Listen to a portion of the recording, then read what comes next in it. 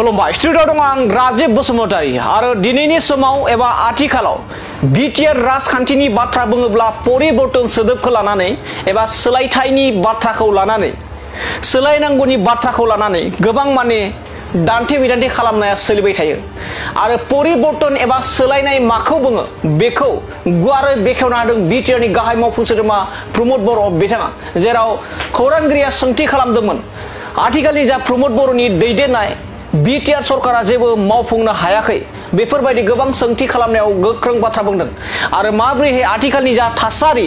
गोदोनि थासारि आरो दानि थासारि थांनाय गोलाव बोसोर थामहिनबा गोदोनि समाव माबायदि थासारिमोन बिटिसिआव नाथाय आथिखालाव जा बिटिआर गोजोन गोरोबथा जादों बै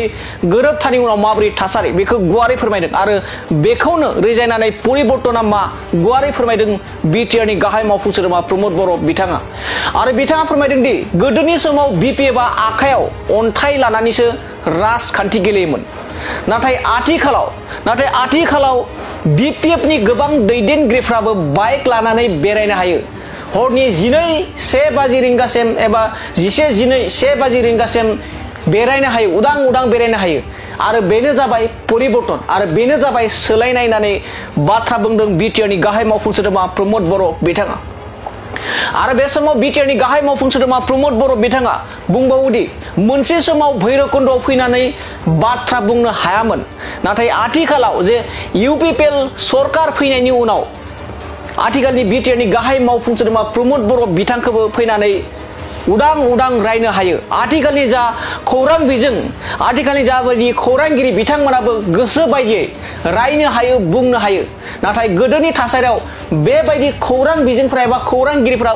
उदां बेरायनानै उदां बाथ्रा अजद दिखांनो हायामोन गोदोनि समाव नाथाय आथिखालाव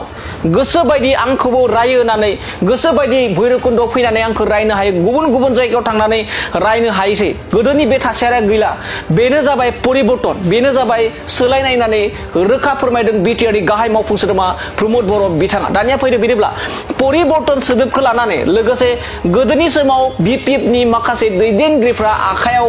अन्थाइ लानानैसो बिसायख'थि गेलेयोमोन जेराव आथिखालनि जा बिटिआरनि गाहाय मावफुं सोद्रोमा प्रमद बर' बिथांनिनो गारिखौ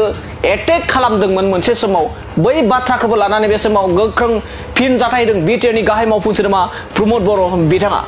মই এটা দেখিছো বহুত সাংবাদিক সকলে গুৱাহাটীৰ পৰা আহা দিল্লীৰ পৰা আহা তেখেত সকলে নিজে নিউজ বনাই আছে আপোনালোকেতো মোক খুদিবই নালাগে এটা সময় আছিলে ইভেন ভৈৰৱকুণ্ডত বহি পেলাই আপুনি কথা মুক্ত মনেৰে কথা ক'ব পৰা নাছিল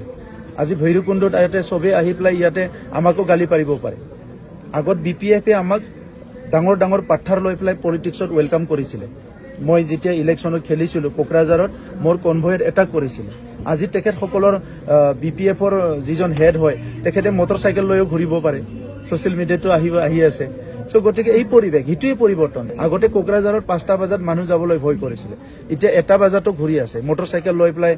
11টা বজাতো ভাত খাই ফুৰিছে সবে মানে হোটেল খোলা আছে কিবা আছে এইটো পৰিবৰ্তন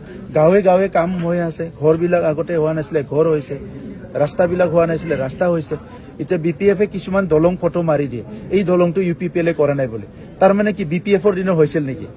বিপিএফৰ হোৱা দলংটো 3 বছৰত ভাঙি নাযায় নহয় পাকি দলংটো কোনবা ৰাস্তাটো ফটো মাৰি প্লাই ইয়তে সোশ্যাল মিডিয়াত দিছে যে ইউপিপিএলে এইটো ৰাস্তা বনাল তাৰ মানে বিপিএফৰ দিনত বনোৱা ৰাস্তা নেকি এটা ৰাস্তাটো 10 বছৰত ভাঙি যাব নালাগে নহয় তো সেই কাৰণে আজি আমাৰ পুৰা focus infrastructure development social stability জাতি জনগোষ্ঠীৰ মাজৰ সমন্বয় শান্তি সমন্বয় নিৰাপত্তা উন্নয়ন